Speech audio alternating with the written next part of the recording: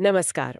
आज हम भगवत गीता के एक अ, बहुत ही दिलचस्प श्लोक पर बात करने वाले हैं। हम्म। ये है अध्याय 2 श्लोक 26 और हमारे पास जो भी जानकारी है वो खास तौर पर इसी श्लोक और इसके मतलब पर ही टिकी है।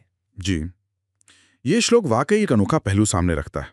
हाँ, क्योंकि देखिए गीता में अक्सर हम सुनते हैं कि आत्मा अमर है, इसलिए शोक नहीं करना चाहिए, है ना? बिल्कुल, वो आम समझ है। अध्याय 2 के कई श्लोक इसी बात पर जोर देते हैं। पर ये श्लोक 2.26 ये कुछ अलग ही दिशा में जाता है, मतलब एक चौंकाने वाली बात कहता है, ऐसा लगता है। सही। तो आज हमारी कोशिश यही रहेगी कि हम इसके गहरे अर्थ को समझें। ये शोक के बारे में, चेतना की प्रकृति के बारे में और जन्म मृत्यु के चक्र के बारे में क्या कहता है, खासकर उस नजरिए से जो ये श्लोक खुद पेश कर रहा है। तो चलिए शुरू करते हैं। श्लोक है, अथ चयनम नित्य जातम नित्यम वा मन्यसे मृतम तथापि त्वम महाबाहो नेवम शोचितुमर्हसि। 26। हाँ। और इसमें जो मुख्य निर्देश है वो आखिर में नैवम शोचितुम अर्हसि, मतलब तुम्हें शोक नहीं करना चाहिए। बिल्कुल साफ निर्देश। पर ये निर्देश किसके लिए है? श्लोक का पहला हिस्सा कुछ संकेत देता है ना? हाँ, और यही यही इसकी सबसे खास बात है।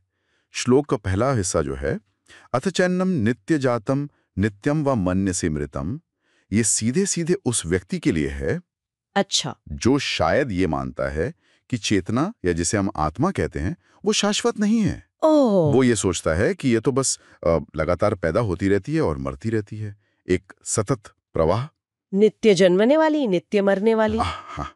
ये तो बहुत ही अलग बात हो गई। मतलब गीता उस व्यक्ति को भी संबोधित कर रही है जो आत्मा की अमरता में शायद यकीन नहीं रखता। हाँ, कम से कम ये श्लोक तो ऐसा ही संकेत दे रहा है। ये उस संभावना को भी ध्यान में रख रहा है। तो फिर सवाल ये उठता है कि अगर कोई चेतना को नित्य जन्मने और मरने वाला ही मानता है, मतलब सब कुछ क्षणभंगुर, तो भी उसे शोक क्यों नहीं करना चाहिए? ये थोड़ा समझ के परे लगता है। बिल्कुल, यही जिज्ञासा पैदा करता है। अगर सब कुछ खत्म ही हो जाना है तो दुख क्यों ना मनाए? हाँ, स्वाभाविक लगता है दुख मनाना तो। सही है। और यहीं पर ये श्लोक पारंपरिक सोच से हटकर एक, आप कह सकते हैं, गहरा दार्शनिक बिंदु उठाता है। देखिए, जो स्रोत हमने देखे हैं वो इसी बात पर जोर देते हैं कि शोक न करने का जो ये निर्देश है, नैवम शोचितुम अर्हसि, हाँ, वो यहाँ पर चेतना की प्रकृति के बारे में आपकी जो भी धारणा है, चाहे वो शाश्वत हो या चक्रीय, उससे स्वतंत्र कर दिया गया है। अच्छा, मतलब ये मायने नहीं रखता कि आप आत्मा को अमर मानते हैं या नहीं। इस श्लोक के संदर्भ में हाँ, ये श्लोक खासतौर पर उस स्थिति को ले रहा है जहां चेतना को नित्य जन्मने मरने वाला माना गया है। जी। और उस स्थिति में भी कह रहा है कि शोक मत करो। ये नहीं बता रहा कि अगर आत्मा को शाश्वत मानो तो क्यों शोक न करो। वो तर्क शायद दूसरे श्लोकों में है, पर यहां नहीं। ये तो बड़ी दिलचस्प बात है।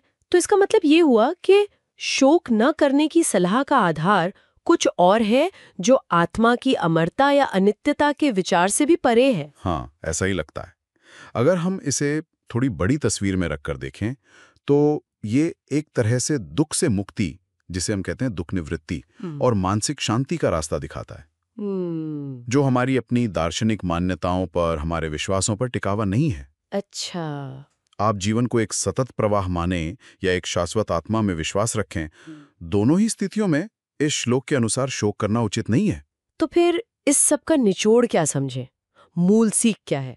क्या बस ये कि किसी भी हाल में दुखी होना, शोक मनाना अहम सही नहीं है? तो ये एक तरह से, हाँ, लगता है मूल संदेश यही है कि शोक को हतोत्साहित किया गया है, भले ही कोई जीवन और चेतना को सिर्फ एक उभरने और मिटने का अंतिम सिलसिला ही क्यों ना समझता हो। ये किसी खास तरह की मानसिक स्थिति की ओर इशारा कर रहा है ना, जैसे कोई दृढ़ता या स्थिरता। बिल्कुल, एक मानसिक दृढ़ता या शायद समता का भाव, जो परिस्थितियों और हमारे अपने विश्वासों से ऊपर उठकर है, स्थायित्व या अस्थायित्व के बारे में हमारे जो भी विचार हों उनसे परे। ये वाकई सोचने लायक बात है।